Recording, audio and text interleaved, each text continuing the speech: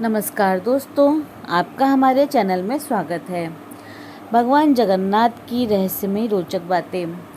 दोस्तों, पुरुषोत्तम क्षेत्र पुरी में काष्ठ का शरीर धारण कर निवास करने वाले भगवान जगन्नाथ जी कलिकाल के साक्षात परब्रह्म है। लेकिन वे सुबह से लेकर रात तक और ऋतुओं के अनुसार एक आदर्श गृहस्थ की तरह अनेक लीलाएं करते हैं। वे खाते पीते हैं, गर्मी में जल विहार करते हैं, स्नान करते हैं और उन्हें ज्वर भी आता है। औषधियों के साथ काढ़ा पीते हैं। अच्छे होने तक मौसी के घर जाने के लिए रथ यात्रा निकालते हैं। रथ यात्रा में लक्ष्मी जी को साथ न ले जाने के कारण जब वे मान करती हैं तब आदर्श पति की तरह जगन्नाथ जी उन्हें मनाते भी हैं। इस तरह वे परब्रह्म होने पर भी जनसाधारण के बीच केवल उनके अपने बनकर पुरी में विराजते हैं। कौन है भगवान जगन्नाथ? भगवान जगन्नाथ के नवकलेवर महोत्सव को जानने के लिए यह जानना जरूरी है कि भगवान जगन्नाथ कौन है। त्रेता युग में रामावतार में भगवान श्री राम ने बाली का वध किया। पिता के निधन से बाली पुत्र अंगद को दुखी देखकर भगवान श्री राम ने कहा कि मैं तेरा अपराधी हूँ।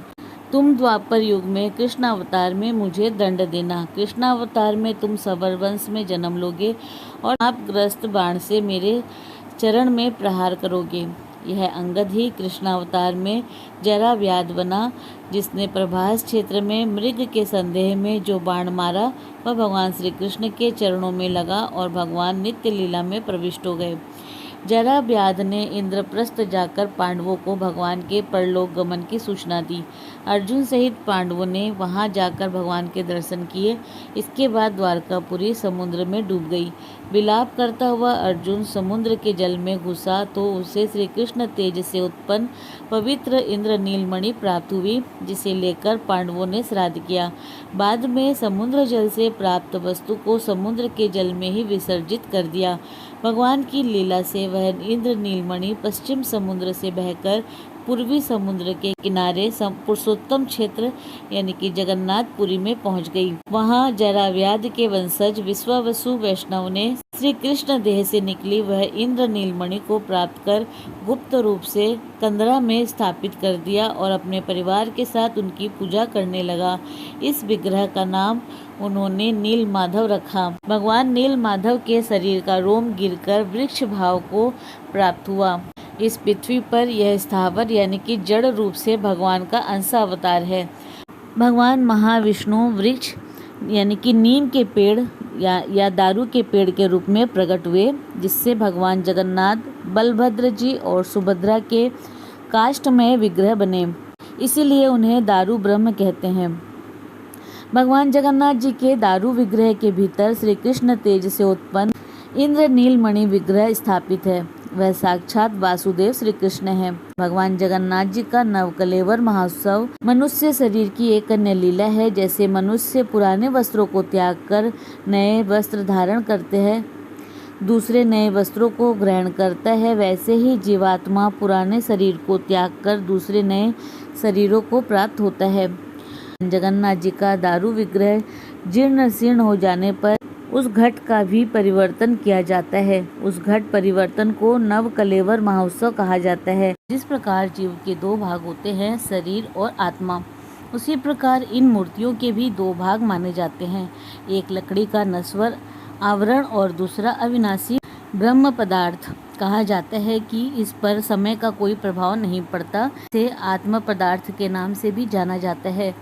नवकलेवर विधान में इसी ब्रह्म पदार्थ को पुरानी से नई मूर्तियों में स्थानांतरित किया जाता है। इस विधान के अनुसार भगवान का कहना है, यद्यपि मैं पूर्ण ब्रह्म हूँ, जन्म और पुनर्जन्म के चक्र से परे, तथापि मैं तुम्हारा आराध्य हूँ और इसीलिए मैं तुमसे भिन्न नहीं हूँ। जैसे आत्मा एक से दूसरे शरीर में प्रविष्ट करती है, उसी प्रकार मैं भी वही करता हूँ, क्योंकि अवतार के रूप में मैं जीव से भिन्न नहीं रहना चाहता। ब्रह्म पदार्थ को मूर्ति में डाला जाता है, उस समय पूरे शहर में ब्लैकआउट कर दिया जाता है, यानी पूरे शहर की लाइट बंद की जाती है। लाइट बंद होने के बाद मंदिर परिसर को सीआरपीएफ की सेना चारों तरफ से घेर लेती है। उस समय कोई भी मंदिर में नहीं जा सकता। मंदिर के अंदर घना अंधेरा रहता है। पुजारी की आंखों में पट्टी बंधी होती है। पुजारी के हाथों में दस्ताने होते हैं जो पुरानी मूर्ति से ब्रह्म पदार्थ निकालता है और नई मूर्ति में डाल देता है। ये ब्रह्म पदार्थ क्या है आज तक किसी को नहीं पता, इसे आज तक किसी ने नहीं देखा। हजारों सालों से ये एक मूर्ति से दूसरी मूर्ति में ट्रांसफ़र किया जा रहा है। यह एक अलौकिक पदार्थ है जिसको छूने मात्र से किसी इंसान के जिस्म के चिथड़े उड़ जाए। इस ब्रह्म पदार्थ का संबंध भगवान श्री कृष्ण से है, मगर ये क्या है कोई नहीं जानता। आज तक कोई पुजारी भी ये नहीं बता सकता कि महाप्रभु जगन्नाथ की मूर्ति में आखिर ऐसा क्या है। कुछ पुजारियों का कहना है कि जब हमने उसे हाथ में लिया था तो वो खरगोश जैसा उछल रहा था, आंखों में पट्टी थी, हाथों में दस्ताने थे, तो सिर्फ हम महसूस कर पाए। इस प्रकार मूर्तियों की प्राण प्रतिष्ठा होती है। जिस साल आषाढ़ महीने में अधिक मास यानी कि पुरुषोत्तम मास या मल मास होता है, अर्थात जिस साल आषाढ़ के 2 महीने होते हैं, उस वर्ष भगवान जगन्नाथ का नव कलेवर समारोह मनाया जाता है। प्राय 12 वर्ष के अंतराल में 2 आषाढ़ पड़ते हैं, तब भगवान जगन्नाथ जी नव कलेवर धारण करते हैं। नव कलेवर के लिए दारू या काष्ठ का संग्रह। इस अवसर पर दारू संग्रह का अपना विशेष महत्व होता है। जिस साल नव कलेवर होता है उसी साल चैत्र पूर्णिमा को पुरी के महाराज के हाथ से सुपारी लेकर दैता लोग श्री जगन्नाथ जी के घट परिवर्तन के लिए वासेली देवी से आदेश प्राप्त करने के लिए प्रार्थना करते हैं। वासेली देवी से आदेश प्राप्त करने हेतु प्रार्थना करते हैं। नूतन विग्रह यानी कि नई मूर्ति निर्माण करने के लिए कहाँ उपयुक्त दारू या महानीम का पेड़ मिलेगा, इसकी जानकारी के लिए वे मंगलामाई से प्रार्थना करते हैं। सपने में देवी का आदेश मिलता है, तब दैता लोग 3 टोलियों में बंटकर दारू की खोज में निकलते हैं। नियम के अनुसार बलभद्र जी के दारू का रंग सफ़ेद होता है। उस दारू पर शंख का चिन्ह दिखाई पड़ता है। उस पेड़ में 5 शाखाएं होती है। श्री जगन्नाथ जी के दारू में चक्र का चिन्ह रहता है और उस पेड़ पर 7 शाखाएं रहती है। दारू की प्राप्ति के बाद वहां पूजा पाठ किया जाता है। इसके बाद पहले सोने और चांदी की कुल्हाड़ी से दारू के जड़ पर चोट की जाती है। बाद में लोहे की कुल्हाड़ी से उन दारुओं को काटकर नई बनी गाड़ी में लादकर श्री क्षेत्र लाया जाता है। दारू के दर्शन के लिए लोग रास्ते में भीड़ के रूप में एकत्रित हो जाते हैं और सारा वातावरण शंख और घंटियों के नाद से गूंज उठता है। श्री मंदिर के उत्तर पूर्व से दारुओं को कोयली बैकुंठ तक लाया जाता है, जहाँ पर नवीन विग्रहों का निर्माण किया जाता है। आषाढ़ कृष्ण चतुर्दशी को नवकलेवर की गुरुत्वपूर्ण विधियाँ संपादित की जाती है। इसे घट परिवर्तन या ब्रह्म परिवर्तन कहते हैं। नवकलेवर गुप्त महोत्सव में श्री कृष्ण देह संभूत इंद्र नीलमणि की पूजा करने से पहले सवर वंश के वंशज 13 दिनों तक पितृकृत्य का पालन करते हैं। विधिवत मुंडन, श्राद्ध, तर्पण, 13वीं के दिन सहस्त्र ब्राह्मणों के ब्रह्म भोज दान करने के बाद घट परिवर्तन किया जाता है। घट परिवर्तन का कार्य गुप्त भाव से किया जाता है।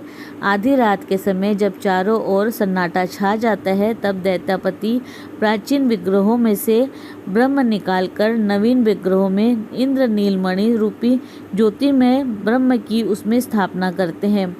ब्रह्म परिवर्तन के बाद प्राचीन विग्रहों को कोयली वैकुंठ में समाधि दी जाती है।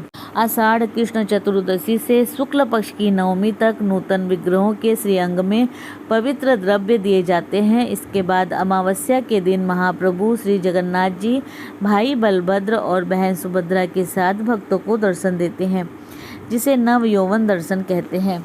भगवान जगन्नाथ जी अपनी बड़ी बड़ी गोल गोल आँखों से सभी श्रद्धालु भक्तों पर कृपा दृष्टि डालकर उनके पापों का नाश कर संसार से उद्धार कर देते हैं। तो बोलो भगवान जगन्नाथ की जय। दोस्तों, अगर आपको वीडियो पसंद आए तो कमेंट बॉक्स में भगवान जगन्नाथ की जय अवश्य लिखें। साथ ही चैनल को लाइक, शेयर और सब्सक्राइब करें। हमारे चैनल में विजिट करने के लिए धन्यवाद।